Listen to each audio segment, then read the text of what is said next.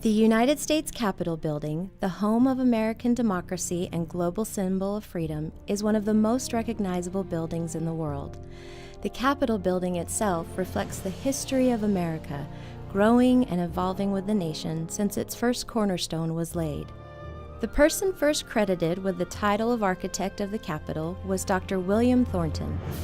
His design for the Capitol was selected by President George Washington in 1793 to be built atop Jenkins Hill. On September 18, 1793, President George Washington laid the cornerstone, but due to the challenges of acquiring the materials and the skilled labor to build the Capitol, by August 1796, the commissioners were forced to focus the entire work effort on the building's north wing so that it could be ready for government occupancy. Even with the focus on the north wing, some third-floor rooms were still unfinished when the Congress, the Supreme Court, the Library of Congress, and the courts of the District of Columbia were moved into the building in 1800. In 1803, Congress allocated funds to resume construction of the Capitol, and Benjamin Henry Latrobe was appointed architect. By 1807, construction on the south wing was sufficiently advanced, so the House was able to occupy its new legislative chamber, and the wing was completed in 1811. By 1813, Latrobe left the Capitol due to funding shortages caused by the War of 1812 with Great Britain.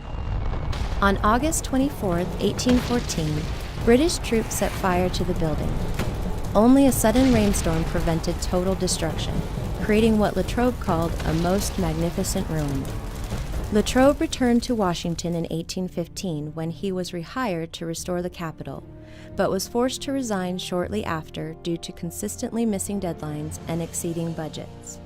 Architect Charles Bulfinch, Latrobe's successor, completed the chambers for the Supreme Court, the House, and the Senate, which was ready for use by 1819.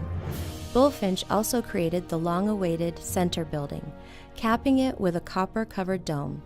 After completing the dome in 1826, Bulfinch spent the next few years on the Capitol's decoration and landscaping. By 1850, it was apparent that the Capitol could no longer accommodate the increasing numbers of senators and representatives from newly admitted states. Another competition was held for the best plan to extend the Capitol. President Millard Fillmore appointed Philadelphia architect Thomas Hugh Walter, who would design and add two significant wings to the Capitol, housing the Senate on the north side and the House of Representatives on the south. As the new wings were constructed, more than doubling the length of the Capitol, it became apparent that the dome erected by Bulfinch no longer suited the building's proportions. Beginning in 1855, it was decided the old dome should be torn down and a larger cast iron dome designed by Walter would replace it. On December 2, 1863, the 19-foot Statue of Freedom was mounted, completing the 287-foot dome.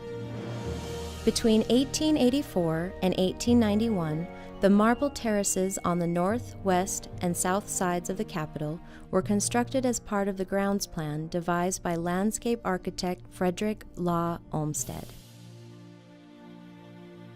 The next significant alteration to the exterior of the Capitol was initiated in 1958, with a 33-foot extension of the east portico at the center of the building that was first proposed by Walter in 1864.